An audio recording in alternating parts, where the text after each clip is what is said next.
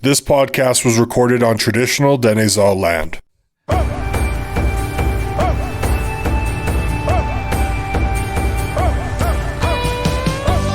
Hello and welcome to Before the Peace. I'm your host, Jenna Moreland, and I'm here with my co-host and producer of the podcast, Tre. It's been a full year of the podcast, Jenna. Mm-hmm. Oh my goodness. Today is a special episode.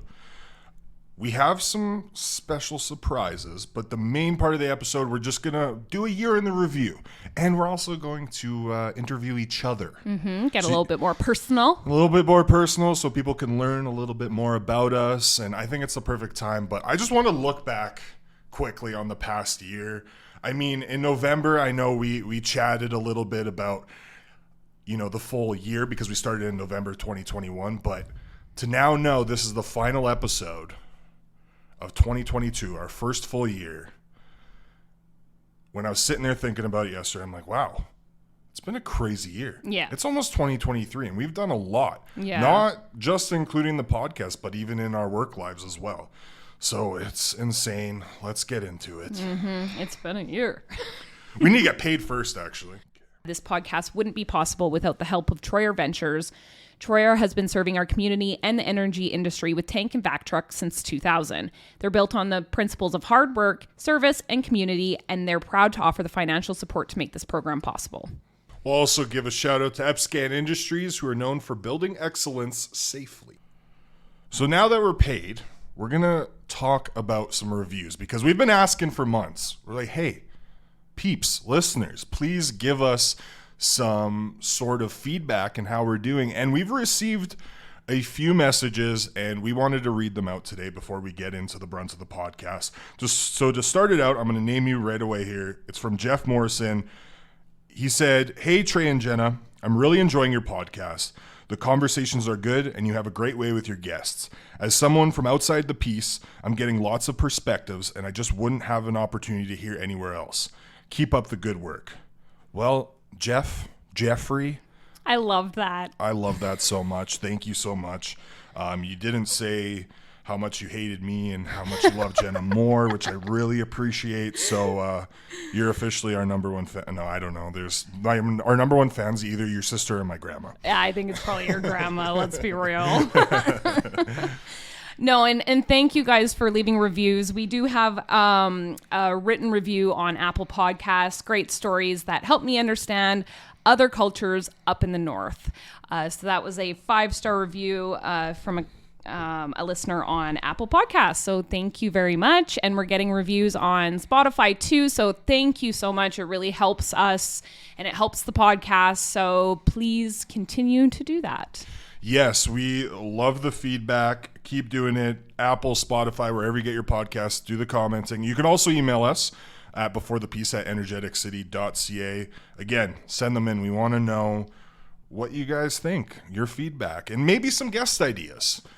Maybe some specific topics that you want to hear about, that you're curious about. Well, we have the resources to get that information for you. Now are we going to talk about our favorite guests? Of course we're going to talk about our favorite guests. This one is really, really, really hard. Yeah, because, I mean, we're biased. All the episodes are great. All the people we talked to, it was wonderful. And they're also different, They're too. all different stories, and that's the beauty of the podcast. Yeah. I think for me, it's a split between Chief Trevor McConaughey with Doig River First Nation that was a good one. And George Desjardins. I think George opened my eyes specifically to, you know, the sweats and Sundance and you know, some of these sacred events that take place that he's a part of. And just a little bit about culture and his way of life, because we're learning so much about culture through some people's stories, right? So just him talking about when he got married and, you know, the marriage itself, and he showed us after where it took place. It was wonderful. Yeah, like getting to stand underneath the tree. Yeah, and he pointed at where everyone was standing, and it was really cool after, because we got a tour, something we didn't talk about, but after he took us to the lake and told us a story about, like, I think it was probably centuries ago. Just a story that went around West Moberly of a sacred beast in the lake. Perhaps a Loch Ness? Potentially. He We didn't don't know. say Nessie, but That's kind of what I was pretty sure that it was Loch Ness. That's kind of where I got it, because it sounded like a dinosaur-ish creature. It just popped up in the middle of the lake. Yeah, and there's been, I think, multiple accounts of it. So Well, my biggest thing too, and I haven't said this to George, I think we have a good enough relationship now where the next time I have him on the podcast I can mention this, but every time I see him, he wears a Sasquatch t-shirt. Oh. Every single time I've seen him, even outside of work, he wears a Sasquatch t-shirt. I would love to have him on the podcast just to talk about Loch Ness, Sasquatch, God, and related stories yeah. that he's heard about. Because I'm very curious, because it seems like he's a fan. I've seen That's multiple such an different interesting t-shirts. detail you picked up. Well, if you walk into my apartment, I have a sign who says, "We're now looking for him," and it's Sasquatch. So I'm big into Sasquatch. I also look like him a little bit too. I would say my favorite episode, and the one I recommend the most, is Christy Jordan Fenton. That's a good one too. Just because I think it really hit hard on a lot of topics and a lot of questions that people may have, or I don't know. I can't really describe what made it so special. I don't know. I think it was the variety of topics. She's so captivating. She's so captivating. How she speaks, her experiences, being an author, and her takes on things. Yeah. So we had her to talk about her books and talk about her life, but then it went into the next generation and TikTok Yes. and how that's helping with spreading Indigenous culture and advocating. And that was just one of the topics. Yeah. We talked about a lot. We talked about residential schools and writing the book with Uliman, who was a residential school survivor. It was just a very, very, captivating is the perfect word for that episode for sure. Yeah, and I think like one of the things that stands out the most to me in that episode, because I've heard people say this in the past of, it can't all be that bad at the residential school. Like, it wasn't all bad, right? So there's like this, people say, they did get good things out of it, or, and her response to that of their children, why did they have to go through any of it? I think that was really, because I think so many people have thought that and had that misconception of like, oh, they got good things out of this, they should be grateful. No, no. And I think that is a really important moment. And I just remember that moment very clearly. Yeah, I think that's an example of Christy as a person kind of pushing against some of the common language that's being used nowadays. So reconciliation, our question of what does reconciliation mean to you? The first thing she came back with was reconciliation. Yes. And that's actually something she's been trying to do in the community with workshops, specifically called reconciliation. And that stuck with me, that word I use quite often, because her response to what reconciliation means to her, I'm in a similar vein to Yes. that, for sure. Same. Where Same. you can say all these neat phrases that are put into headlines, and this is coming from a journalist, but where is the action? Yeah. What is being done? You can't just throw money at problems. You can't just say you're going to do something. What is being done? And for the trauma and the violent history that Indigenous communities and families had to go through, do something. Yeah. Don't just say it, do something. So anyway, I'm getting aggressive now. No, that's okay. Oh, and also, I would say my favorite guest to like hang with and like just like be like bros with is Clarence. Oh my. I love him so He is much. so funny. The podcast you guys might have heard on Clarence Absassin is just a snapshot of that man. It was it was our longest podcast, 3 hours, but we had to whittle it down to our hour limit. And the stories about him being a cowboy in the rodeo circuit and going to the He's U.S. so funny, and I feel like I don't even know if we fully captivated how funny he really is, because I can't tell you how much I laughed in that 3-hour setting. Well, if you made it to the end of the podcast, we did put in an extra story about him and the elders in Vancouver in the strip club. Yes. So if you haven't listened to the episode, please do. It is wonderful. Now for one of our surprises. So I swear every episode you talk about your sister being a fan of the show, and I talk about my grandmother. I'm going to give my grandma a call right now. She has no idea. Grandma Tre. I told her I was calling her, and I said it might have to do with the podcast. So maybe she has an idea. But my grandma is 80 years old. Her birthday is in a week. So my Nana's birthday is on Thursday. Oh, really? Yeah. So wish my grandma a happy birthday while you're listening to this podcast. But let's give grandma a call. By the way, her name's Marian Talik, and she's a wonderful old lady.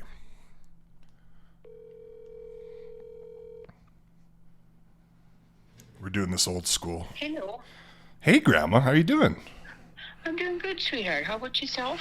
I'm doing wonderful. So you're a surprise today. I'm what? Hi, Grandma. That is Jenna. sweetheart. That's Jenna. That's the co-host of Before the Peace. You're on the podcast. You're on the podcast right now. Oh, okay. I better behave and all that stuff, I assume. No, you can swear. You can talk about how much you love George Desilets' hair. Whatever you want to do. I loved his podcast. Now, that's the gentleman that you sent me the picture of, correct? Yeah, he was the one that we hung out with at Healing the Hoop, and he had a really good relationship with Jenna and one of her kids.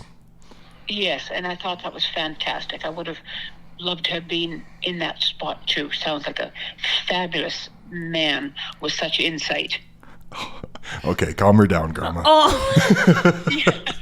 It is. Okay, right off the rip, Grandma, I know you're pretty much caught up on the podcast. Over the past year and listening to the episodes, what was your favorite one? Oh, gosh. Well, dear, I've got a very good memory, but, through the years, it's fading. I don't know if I would say I have a favorite one. I all grasped a little bit of insight from each one. I found them all interesting from all the Aboriginal podcasts you did. So is there something that comes to mind to you, like a topic or something that we mentioned in the podcast that sticks out to you? I know George Desilets' hair is one of them and him as a person, but was there like a certain topic during the conversations that you were listening to that kind of stuck out to you more than the others? Oh, well, I think the topic of basically how they spoke of their upbringing, their beliefs, so different from the rest of us, like how they were brought up, I think. And in my mind was wandering back when I was very young, and I saw some of them, how they were brought up and they were taught and things like that, So I just found it fascinating. All of them I really did. Do I have a favorite? Each one had a little tiny bit of something that I loved out of each one. Oh, thank you. Thank you so much, Grandma. One thing I just wanted to highlight, this is one of my last questions for you, Grandma, is you kept saying there, and I know you're talking about First Nations. Well, Yes. We're Indigenous, and Shame on me for saying no, that's fine, Grandma. That's fine, but I think that's reflective of how you grew up. And I just, briefly, I know I'm just dropping this on you right now, but you want to talk about the conversations we've had about how, you being Indigenous and your siblings was not talked about when you were growing up? About me being rich, we never spoke about those things because to us, we were not Indians. That was them. Mm-hmm. We were brought up different. I think probably because, dear, to them they were how would you say? All they did was drink and fight and stuff. But yet our parents brought us to powwows, and I loved them. I loved the music, the dancing, their just her whole vibe of Family Like I and said, connecting yeah, and spirituality. Yeah. yes, just all that. And I just found it so fascinating that I guess when I was young, thinking there is just so powerful for me thinking of it. And through my life, I've had some books from V.C. Andrews I read, and it's about the Aboriginals and a medicine woman and stuff. And I just got so engrossed in that I thought, yes, that's what they did. That we looked at it differently, that their cultures, what they believed in and stuff was just very strange when I was young. But as you get older and as I'm older, those things bring it out of just how powerful their spiritual life really is. Do you wish that you were brought into your Indigenous culture more growing up now that you're looking back on it? Probably not, because our culture then, when you see quite a bit now, dear, that I'd probably even think sometimes, shame on me for thinking some ways, but I was brought up that way of just those Indians. That's all they do is drink and fight. Mm-hmm. So when I think back on that, would I have wanted that? No, because I wouldn't want to be like them. Believe it or not, Trey, even throughout my life, and even as I got older, people say, "You're what? You're not Indian." Yeah?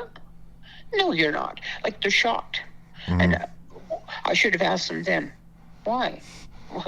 What would the difference be? But I didn't.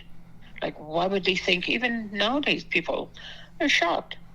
You're not. Yeah. It shows when you're older. But now that I think back long years, my grandmother, so that would be your great grandmother. She never spoke English. She always spoke French and Cree, because she was raised as my mother was.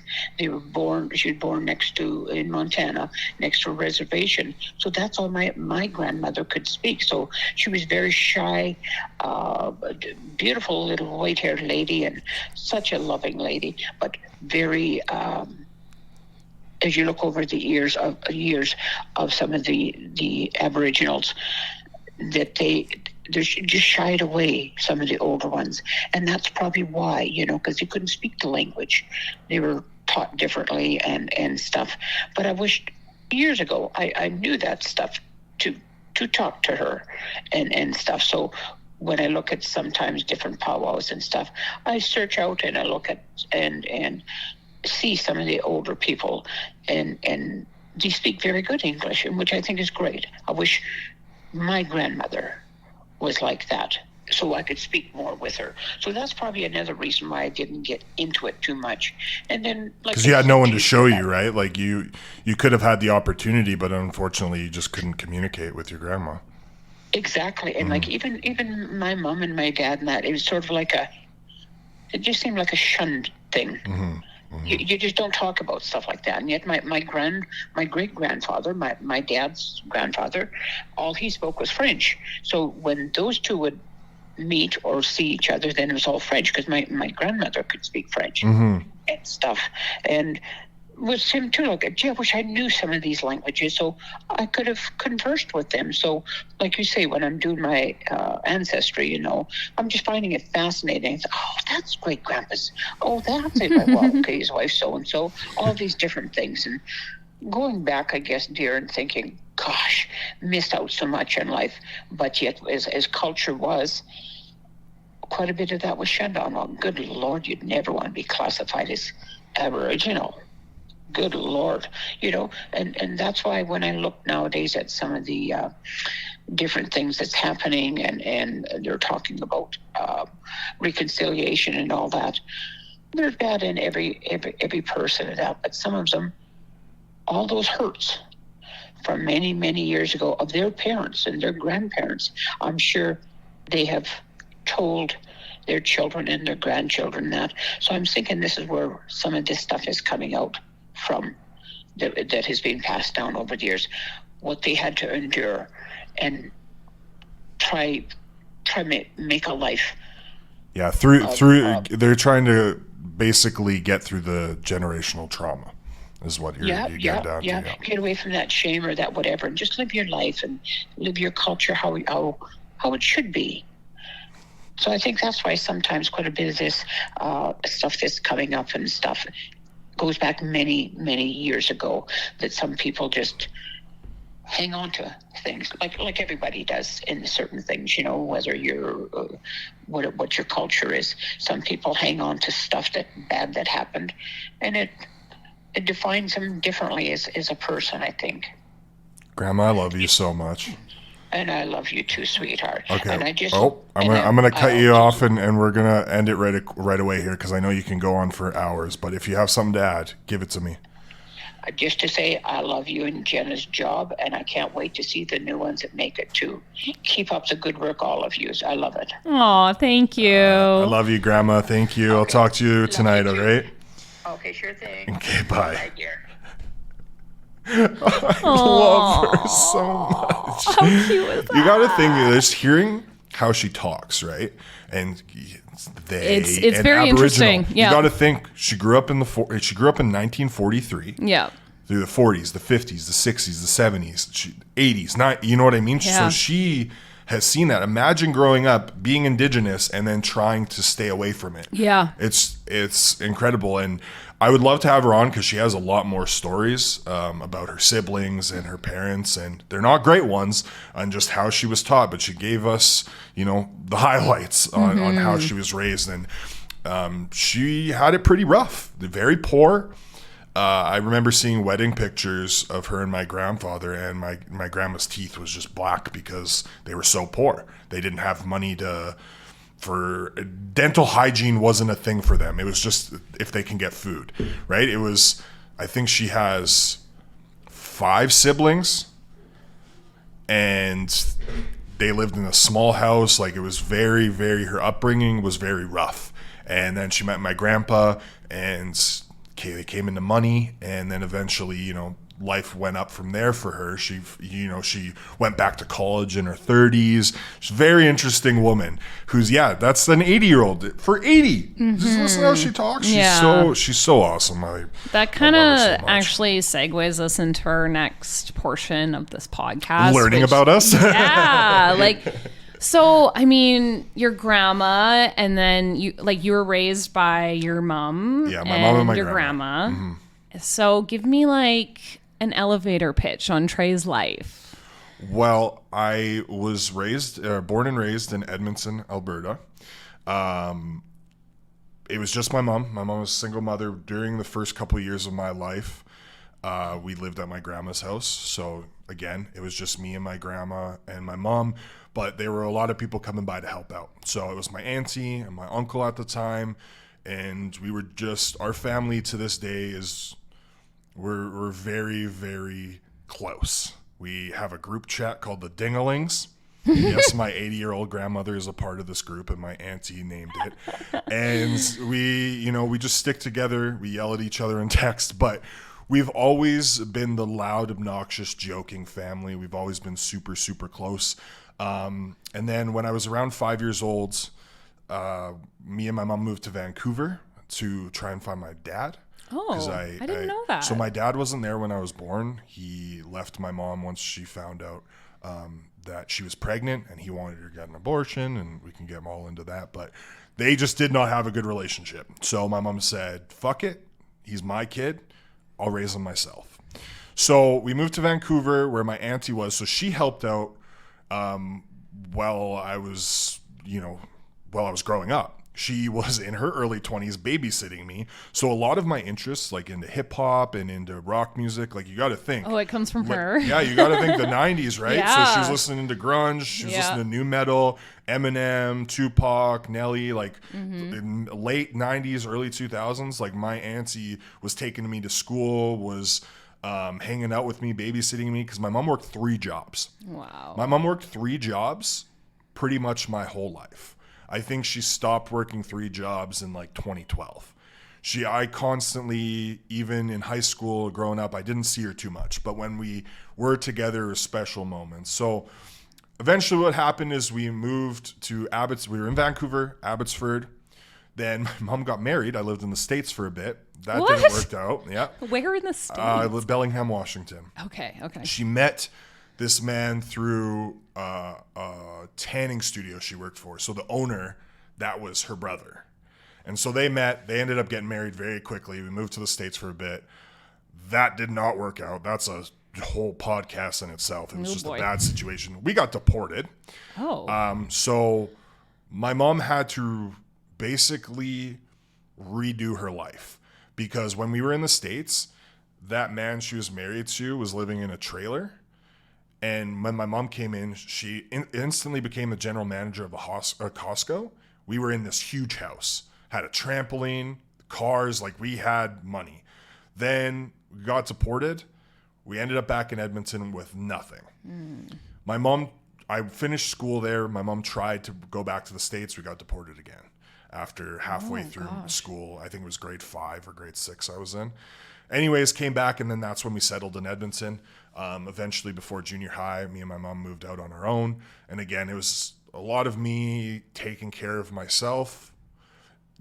Yes, but no. Like, my mom was still there. I don't want to put it out there like she wasn't, but she worked so much. Single mom life. Yeah, I had to cook for myself. I had to take care of myself. But my mom was always telling me that she trusts me and she just wants me to be honest, and that our relationship kind of thrived from there. Where if I did something bad, my mom knew right away. First time I smoked pot, first time I smoked a cigarette, first time I drank, my mom knew immediately.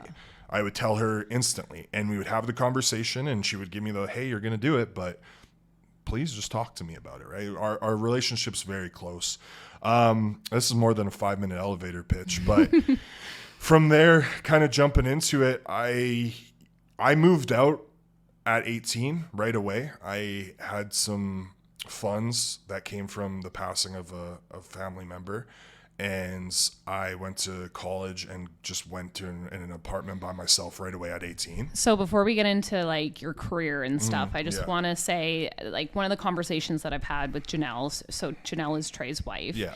And she said, like, one of the reasons why you are so comfortable around women is because you were raised by so many women. Yeah. So I just want to put that out there, that you really have a way of, like, offering like this strong comfort, and it's really nice for the women around you.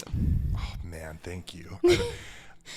I actively try to do that. I with everyone. It's not just females, but anyone. Like, our office is very diverse, and within how people label themselves sexuality wise, or just religion, everything.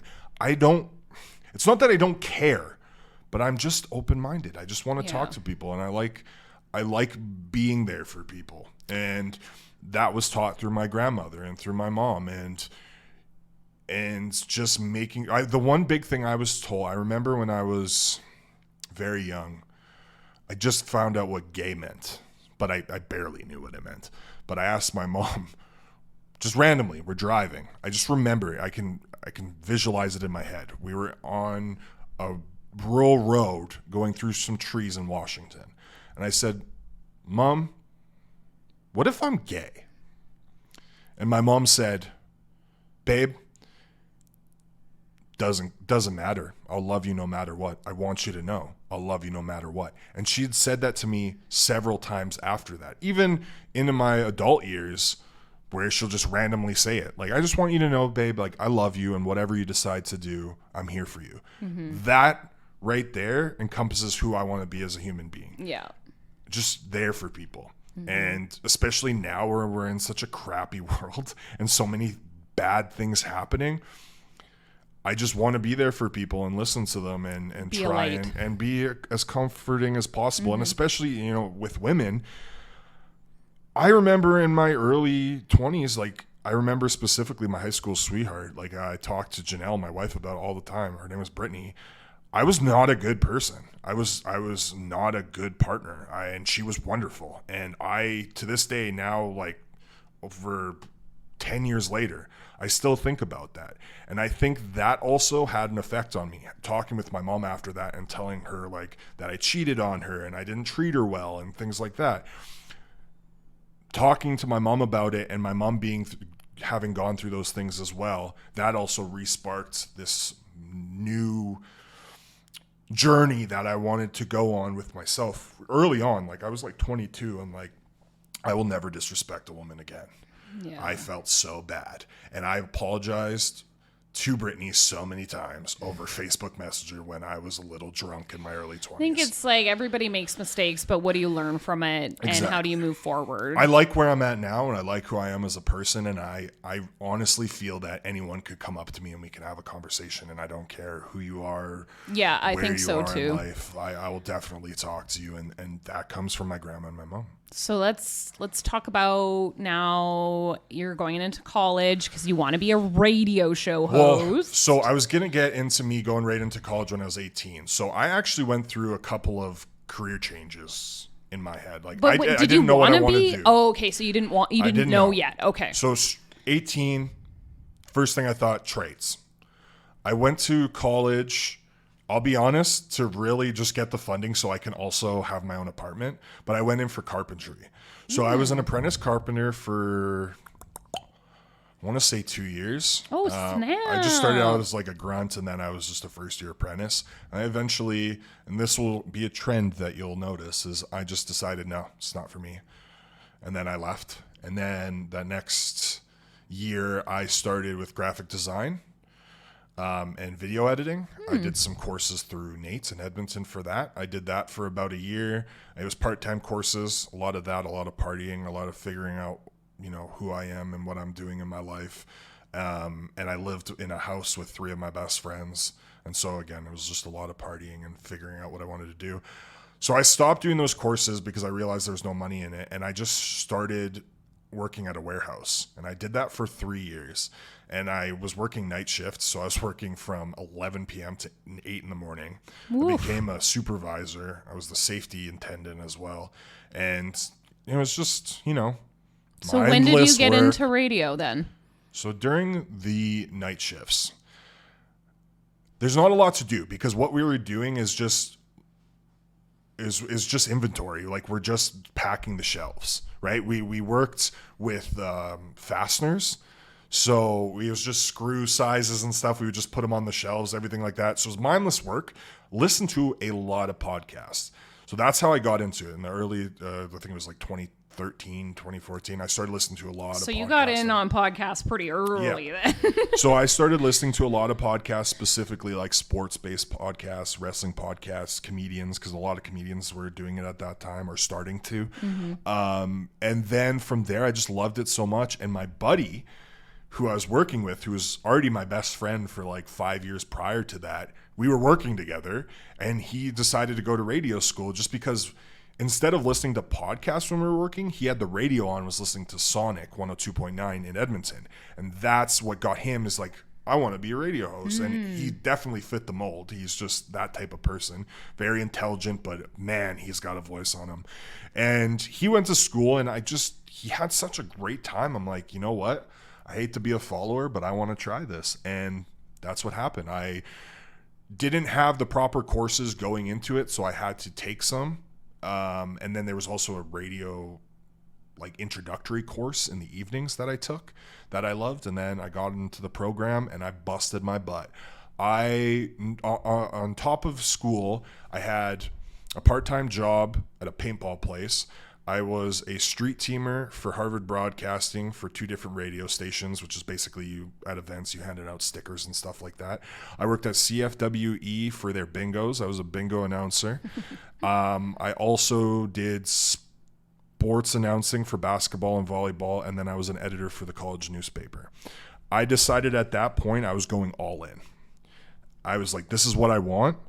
I want something that I can work hard at, where I can take my work ethic and put it into something that I'm going to enjoy, and I'm also going to get the creative benefit from it. And was radio. I really loved it. I was the guy who was doing bits and voices all the time. Macho Man was my big one. I did bits in school where it was set as like Macho Man being like an intellectual.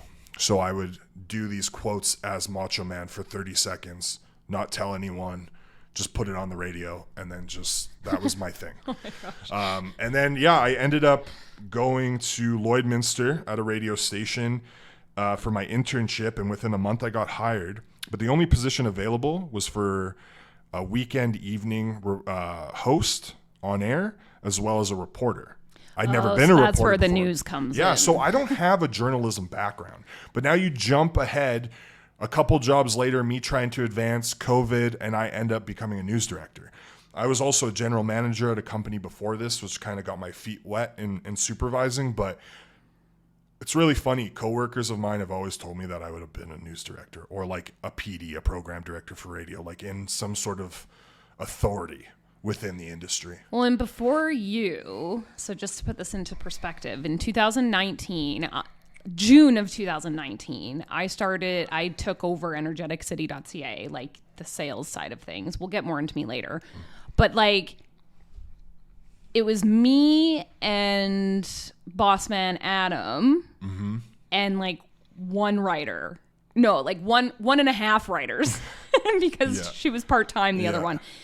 And now, like, where are we at now? We got you, news director. So we got me, we got a video reporter, we got an investigative reporter, we got an Indigenous Voices reporter, and 2 general reporters. Which is just so amazing. We got a newsroom of 6 people. That's amazing. When I started, it was exactly what you said. It was 1 reporter and then the halftime reporter. And so last year, the first year I was here, it was me writing a lot of the stories too. I was putting out a lot because the 2 people that were in here didn't have as much experience as I did, and I was very quick with writing the daily stories. Yeah. So I was doing a lot of that, but now it's at the point where I ain't writing anything. I'm just sitting back and giving them pointers, editing, delegating. I'm working very hard on development because everyone's at a certain skill set. And it's very much testing me because you got to think, I didn't go to school for journalism. I also didn't go to school for being a manager. And I'm learning all of these on the fly. I'm learning from Adam. I'm learning from other people. One of my mentors, and she hates me saying this, and she'll probably never hear this podcast. Maybe she will. Erica Fisher. Actually, funny enough, used to work for Moose FM. I think it was her first job. Oh, okay. And she was... Man, radio world is so small. It's funny. So she's now in Grand Prairie at Today FM, where I was for a hot minute during COVID. You probably know what happened there. And then, but before that, when I was in Lloydminster, so Today FM and The Goat, which was the station I was at, it was a rock station, they're the same company. So Erica was like a regional news director. And so she was my boss, but I had never met her until I went to Grand Prairie to try and advance and become a midday host. And then, COVID happened and I ended up losing my job.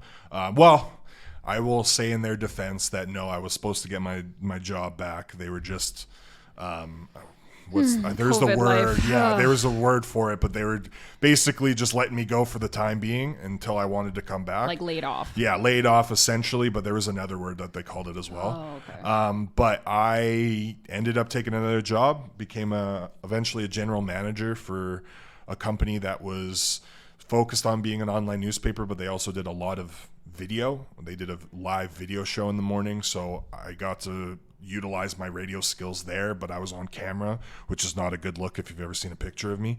And then, moving here, once that didn't work out, unfortunately, the company ended up folding just because they were moving so quick during the pandemic that I ended up here and I took those skills that I learned there with me.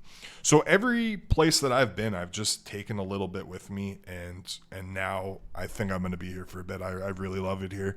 I love Fort St. John. I love the Peace region. I mean, there's things that I don't like, but that's like with any other place, right? Yeah. I think it was a huge shock for me when I went to Lloydminster because that was my first time living outside Edmonton, away from my friends and family.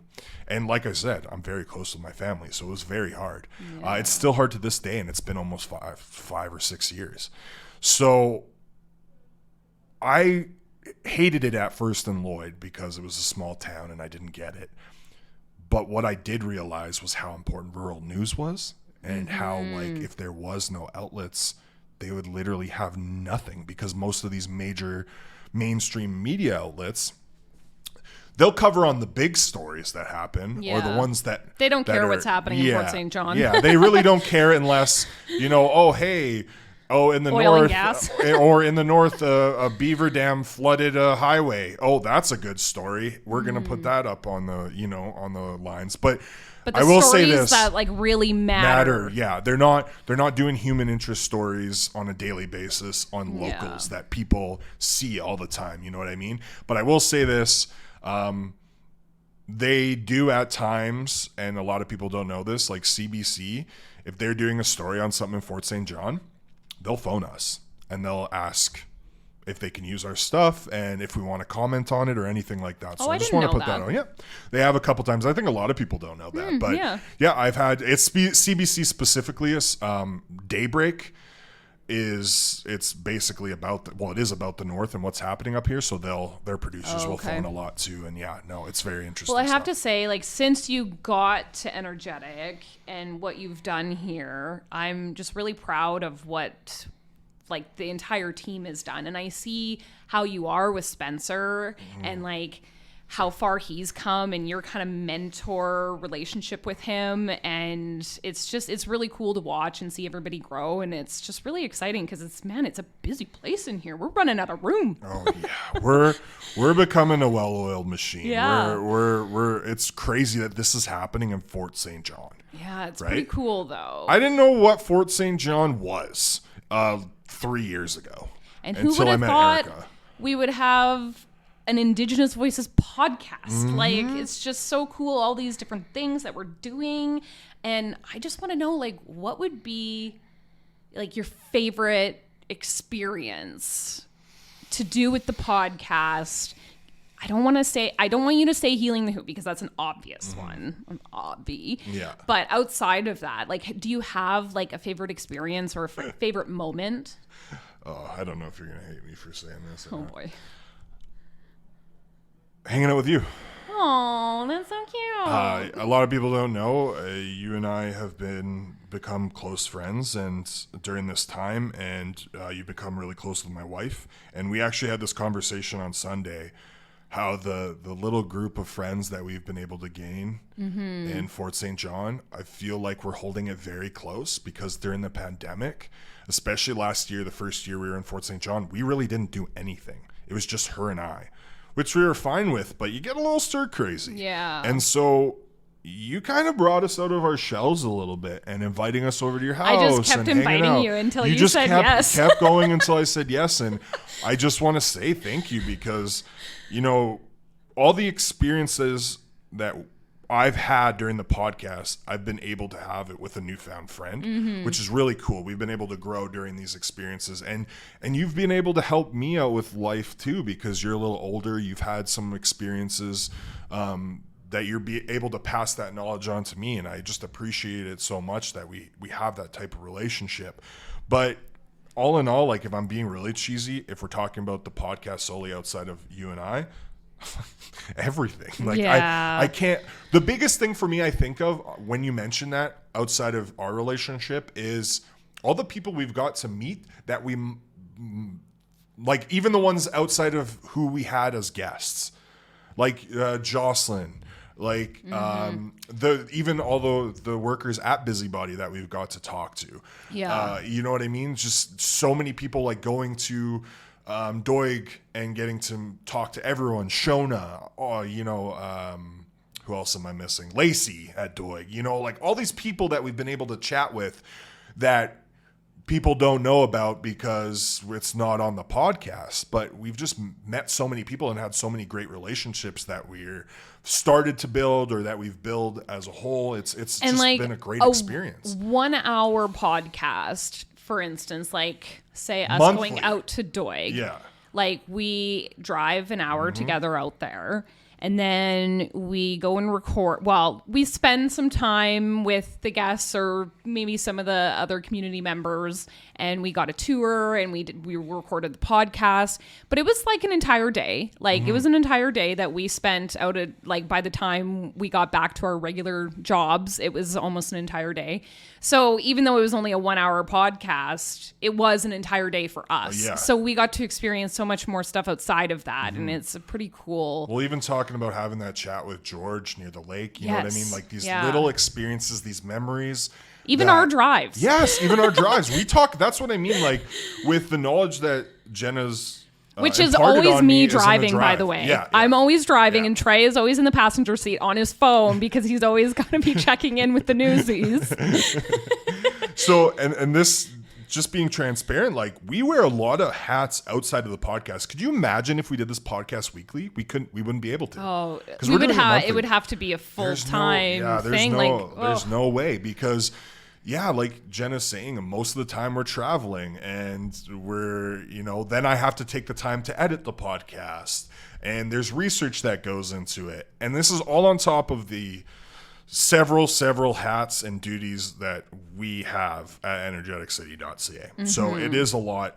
And trust me, if you guys are like, oh, I wish you guys did it weekly or I wish you did more. Yeah, we do too. But for 2023, we do have some ideas we've been spitting around. We want to add some more stuff to the podcast, maybe some segments, maybe some, more look into languages and things like that. Just basically weekly segments, or sorry, I should say monthly segments that you guys will like a lot. Is that it for the questions for me, or do you got more? I have one more, Okay. and it's more of a conversation piece for the two of us. Okay. Because I don't know if we've ever really fully discussed this specifically, but do you believe that racism has a scale? Oh my God, Like- I did not expect that one. Like, in the sense of, it's not as, I don't want to say black and white because that's very, what's a better way of describing it? Like, I feel as though there is this scale of racism and people have to constantly be checking their biases. And if they don't check those biases, where are you on the scale? So, like, for instance, I would love to say that I have zero racism in me, but that would be naive to say. 100%. I could tell you right now, as someone who is a huge advocate pushing against racism, I have listened to rap songs in the past where I have said the N-word. I will openly admit that. Yeah. And I don't think a lot of people can sit there and argue that. You definitely have when you're listening to a song that has it, and then sometimes it just slips out. Now I actively make sure, because I listen to a lot of it, I know it's going to come up. So I make sure that I don't. But I do think there are levels, and I think it comes down to people being self-aware when it comes out. For instance, not calling my grandma racist, but just listening to her language, right? When we just talked to her, the there, or the Aboriginal, like, that's how she grew up. You have to think when we were growing up, even with TV shows and things like You Love Friends, there are some episodes that are cringy that would not for hold sure. up now, Yeah. right? Like even shows from 5 years ago. And that's what we were in. I mean, like, I'm rewatching the OC right now, and one of the biggest storylines in 2003 was that Luke's dad was gay. Gay, yeah. I'm like, And it was what? a huge Who thing. cares? Yeah. But it Yeah. was a big deal in But 2003. Luke having a gay dad made him pretty cool, though, on the show. I ended up liking Luke because he hated him in the beginning. I love the OC. I've seen that so many times. But it's problematic. Yeah, A it lot is. of these shows are problematic, and 100%. I think the reason I wanted to bring this up, and I want this to be almost like a conversation piece that people can have with their family, because I do think, like, my parents and grandparents and all these things, like, if we talk about, maybe normalize it a little bit more of like, yeah, I have some racist tendencies, or I have some biases that maybe I need to work on. And if you're constantly checking yourself and you're constantly working on that, then you're going to be part of the healing and part of the reconciliation. I think no one can say that they've never done or said anything that can be taken as racist. But anyone, people will say that Yeah, because but they they want can't. to, their egos Yeah. or whatever gets in the way. It's how do you go from there? Can you look back at it and say this was wrong? Yes. To this day, this is where I'm at now. For instance, my grandma, we were driving in Edmonton, I think it was like last year, and there was a minority, I don't know how to say it, there's someone in a vehicle and she made an unsavory comment, and I immediately said, "Grandma, you can't say that." And she's like, "Why?" And I'll say, "Well, you're specifically taking everything that's said, all these, you're profiling is Yeah. what you're doing. You're profiling this individual and fitting them in a box, and you don't know them. Based off the color of their skin is what you're doing. And yes, it might be a comment that was said as a joke when she was growing up, and we've had these conversations, and she'll, like she said on the phone, she'll look at it and be like, oh yeah, like at 80 years old, my grandmother is still actively Checking herself. Yeah. Right? And yes, she has me to check her as well, but that is a life. That is a human being. That's someone who's like, oh, yes, I did something wrong. How do I improve? How do I take everyone in? How do I improve? You know, I know this is cheesy to say, but how I am, what you said with me and females and just people in general, that's my contribution to the world. Yeah. Yeah, this podcast, like little things I do, that's how I justify it in my head. Unlike, you know what, I'm not going to be the prime minister. I'm not going to probably lead this great revolution or, you know, be a huge protester and advocate these huge issues on a large scale. But what can I do? Well, I can make sure that me in this society is as open as possible and as friendly as possible. Creating space. And yes, exactly what it is. And it's giving grace. Hopefully, like, you know, my little Xander in Lloydminster. He's now we didn't he's talk now about 18. your little. Yeah, so when I was in Lloydminster, I was a part of Big Brothers Big Sisters, and he was my little. Recently, he put me as his most influential person in his life in a school project. That's a step. I've had him say things that his younger brother had said to him, who grew up in Lloydminster, that is racist, and him just repeat the comment, and me explain to him when he was 13 what he's saying and how his words have an effect on other people. And that's a step. Now, I think that's my contribution, is in this podcast and me talking about this. This is my contribution to people, to at least think, just be self-aware, have open conversations. You know, if you're against and have what the someone hard believes in, conversations. yes. That like this, like talking about racism, like talking about these it's things. hard to call out family members. Yeah. It is It gets bad hard. sometimes. It's hard. Well, with my mom, it's hard because like I'll do it. Like my grandma will have a conversation. My mom, we have this rapport that's like best friends. So she'll like, you dickhead. Like she'll just like call me out. And then sometimes we're literally yelling at each other because she's not getting what I'm saying and thinking I'm just going at her, right? But I'm still going. I'm still trying. Well, millennials, they get a lot of flack, but man, we changed a lot of things. We really, I don't know. It's my brain and how it runs. I wish I can just lay it out on the table, because I would, in my head, I think I would be seen as a very intelligent person on just like the things I think about from day to day. Yeah. Like I'll be sitting at work and just think about, like, I'm trying to think of a topic off of my head. For instance, like the George Floyd death, when the officers, like the whole court case and everything like that, when that hit, that whole day, I was just thinking about those things and just where the world's at and just seeing those type of issues. It's just, I just want people to know that no matter how small you might think you are in the wheel, the cog of the wheel that is life, these little things make a huge difference. They do. I don't care what anyone says to you about that. You watching your language and how you're saying things and how you're treating people, I know it just sounds cheesy and everyone says that because it's true, and I honestly believe that. And this is coming from a person where I thought, when I was a kid, when I was like, I would say between 17 to 20, I thought I was a dickhead. Like I was a very aggressive, mean, I was a bully. Imagine the 6'9" bully. That's what I was.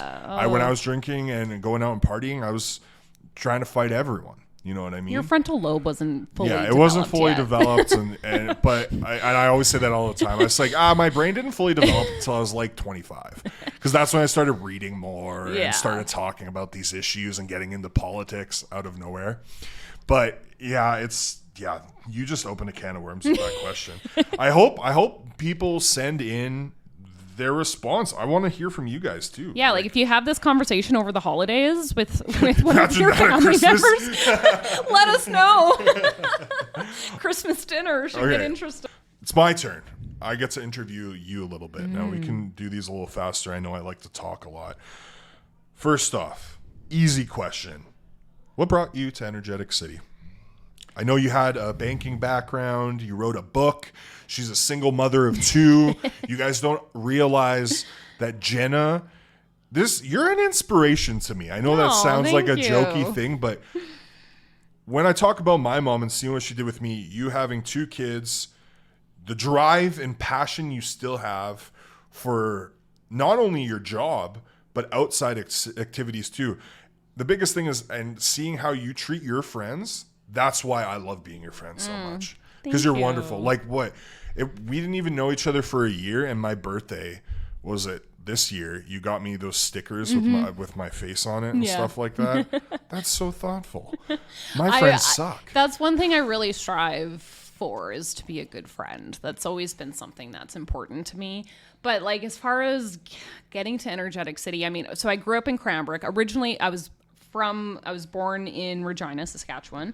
Moved to Cranbrook. My dad had a job working for Air Canada, very good job, and he left the pension job, moved to Cranbrook, bought a bankrupt auto wrecking business, and he had an 8-year-old and a 5-year-old and my mom in tow, and I'm just like, man, that was really the 90s. Like, that's crazy. Like, I can't believe he did that. I thought you were talking about a plot to a sitcom for a second. I thought we were about to get no, just like leaving a pension job and like move like he was able to get us a house, like just the way that everything happened. I'm like, I can't imagine. Like when I turned 30, I was like, how did my parents decide to do this? Like that is a wild thing to do. Really but anyways, it ended up being a successful business, and I grew up in Cranbrook, and then I moved out when I was 17, almost 18, moved to Lake Louise, and I was waitressing, and then I moved up here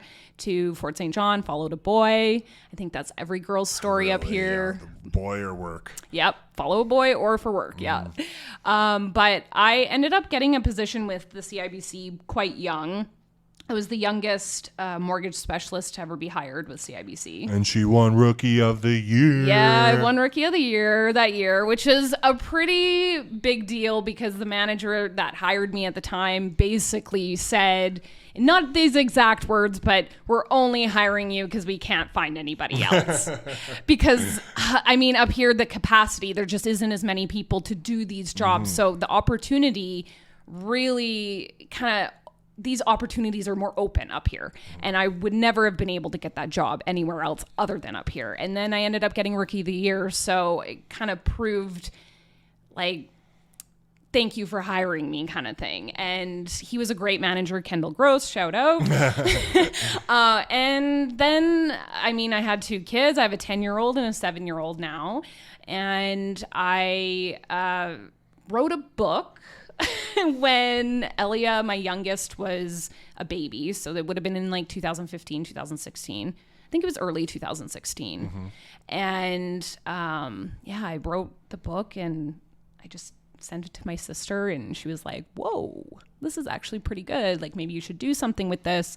So I started querying agents. I got myself an editor, and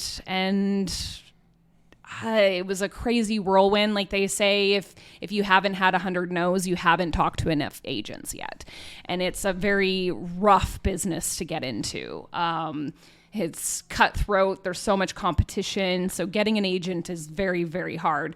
And I was trying different avenues, and I went on a Twitter pitch party where I pitched my book in 150 characters, which was what Twitter was at the time. Pre-Elon.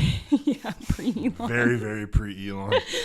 And I actually got my publisher through the Twitter pitch party. They're from the UK, and it was a great partnership. My book came out. It's called Empress Unveiled. It came out in September of 2018. So it was a 2-year process to go from writing the book to actually publishing the book. It was actually originally called Revived, but then when I had a publisher, we had to rename it. And Empress Unveiled's a better title. Yeah, like Yeah, I it's like that. yeah. Once you get a publisher, they kind of take over the machine aspect of things. And By the way, I got to read your book. I've never read it. Okay, anyways, continue. Sorry. And yeah, that kind of is part of the reason why I'm at Energeticcity.ca. When I got my publisher, they asked me to start an Instagram to start promoting the book. And I just so happened to be really good at it. And I grew my following quite quickly. And so me and Adam, boss man, got to talking, and I wanted to do some social media management for Energetic City. And that's kind of where I started. And it has morphed into now I'm the marketing manager here. So I do all things digital here. So if you ever need some advertising, hit me up. So when you got here, so you wanted to be the social media coordinator and sales, or was that just kind of added to it because you had the experience with Originally, I was only going to be building the social media side of things, but then I ended up on the radio sales side of things, and it just kind of evolved. Yeah. I mean, that's kind of what happens in this building. You just kind of come in here and then you grow and evolve into these different positions. And like I mentioned, most of the things I do, 5 years ago, Tre would be laughing his ass off. Like, how'd you get yourself into that, buddy? But I think about, like I've said to my daughter before, don't, put yourself into a box of what you want to do when you're older, because when I was a kid, podcasts weren't even a thing. I couldn't even have dreamed that I could be doing a podcast. So it's like, just always stay open, because you never know what's going to be in the pipeline. But so that's kind of how I got to Energetic City, and yeah. We are now. Well, yeah, and then the podcast just kind of fell in our lap thanks to Troyer. But I think it's so weird. There's moments in your life where you're like, the saying where it's like the right place, right time. It's really true in some cases where you like look back and you're like, yeah, the fact that you and I were passionate about this and we didn't even really know it. You know what I mean? And then that fell in our lap and we're like, yeah, like 100% yes. Yeah. Like, yes, we want to be a platform for the Indigenous communities. Yes. 110%. It's just so funny how those things happen. One thing I also wanted to mention. So this is the fourth podcast I've ever done. And it's the most successful, at least the longest running. And I believe most successful as well. I did one during when I was in college as well. I listed my resume. Well, one of them was I had a website and a podcast on wrestling, pro wrestling. It was called the Wrestling Spew.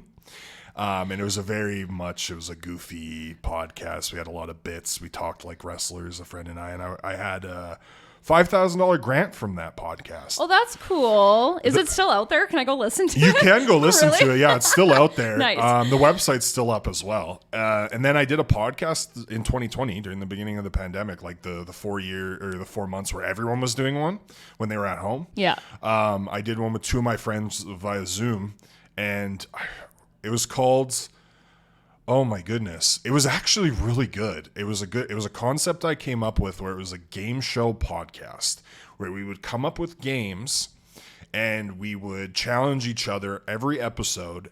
And then the following episode, the person that lost would have to do a challenge. So I had to shave off my beard for one. It was not good. It looked ugly. But yeah, that was something we did, and it was doing really well. But then it just didn't work out being so far away from each other. Like my two co-hosts were in Edmonton and I was in Grand Prairie, and it just didn't work out. And doing a podcast is very hard. It's very difficult. So like part of the reason why I think this is a success is because we have accountability for each other too. That's the biggest thing. And the fact that we have sponsors that we need to, gotta get paid. put out the content and all that kind of stuff. So it's been like, I never would have thought how much work a podcast would be. Yeah, and this is just a monthly podcast. Yeah. The ones I was talking about was weekly. Yeah, that's it was hard. But imagine, like all the stuff we do for this one and having to do it weekly is just, that would be hard. Okay, more questions for you.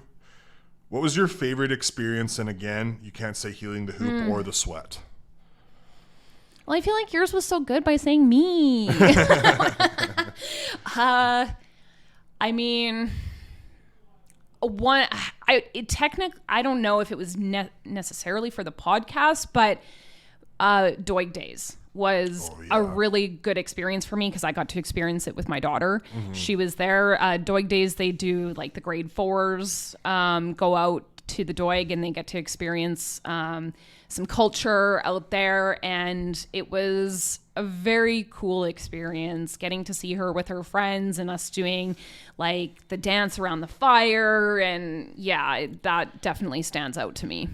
And I imagine the energy from everyone, not just the students, but the teachers. And yeah, there were so many kids there. It was crazy. Well, even for Doig and the vendors and people that were there teaching things for the workshops, I bet their energy was high too, because I think that was the first Doig Days since the pandemic. Yes. Yeah. So it seemed crazy. I remember us writing a story on it, and I didn't get to actually go because you got us all the interviews and pictures. But it seemed, and just hearing your stories, it seemed great. But this year or next year, I'm definitely there is a video on our social media of Doig Days. So if you're curious, you can head to our @BeforeThePiece on Instagram and @BeforeThePiece _ on Twitter. Yeah, we got to have our shameless plugs at all time. All right. Another one I have is what is something you learned while doing the podcast that sticks with you? It can be a fact, a phrase, anything. I'll give you an example of mine is Turtle Island. I kept seeing the shirts with Turtle Island and I never knew what it was. And then Healing the Hoop is when we figured out what Turtle Island was, and it's North America. Yeah. Yeah. I don't know. I think I would have to say breaking the misconception that outsiders aren't welcome. That's a big one.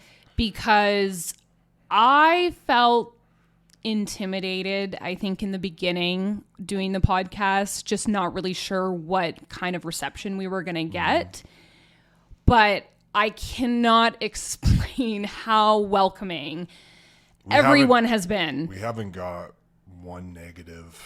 Yeah, like it's been such a good experience, and I really hope that this encourages other people to attend, like the Westmo Days, and, just it's okay to go to these events, like go to the powwow, experience it and immerse yourself in it. Yeah. And you don't have to be Indigenous to be a part of this. And I think that's kind of my biggest takeaway. And hey, you're not stuck there. Give it 5 minutes. And then if you're not liking it, leave. Yeah. Just give it a chance. Just be open. Yeah, exactly. Yeah. So I think that's my kind of biggest takeaway from all of this. So before we wrap up, I got another biggie for you, and then I got some rapid fire questions. So this big one. I had some rapid fire questions for you. Well, too bad. You snooze, you lose. This podcast is already like an hour long. I know. That's it's why longer than any other one. It's just us talking. That's why I didn't ask them, but I did have them. How has the podcast changed your perspective on Indigenous people and culture? Well, I think that I think my last answer is kind of a segue into this, because I think that was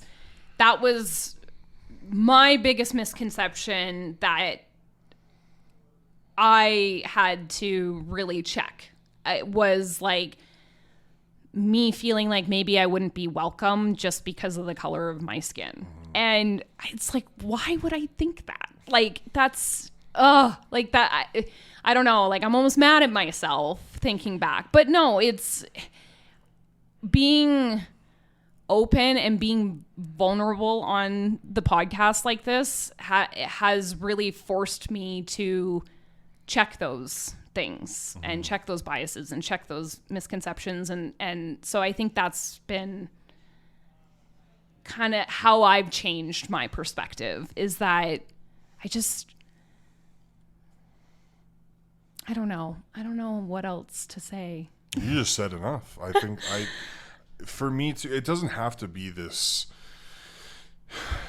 magnificent, groundbreaking thing. It could be something as simple as us being open, right? And, like our and perspective, changing on, you know, hey, these are just people. Like, it could just be as small as that. Is like, why am I intimidated? Like you said, why?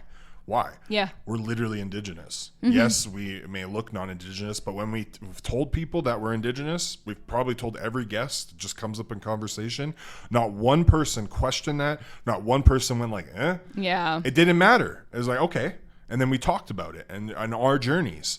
Everyone's on their own journey, and this is ours. And I think it's just opening up to the people. Spiritual side of things. This podcast has really opened me up. Like the sweat, for instance, like it's basically church.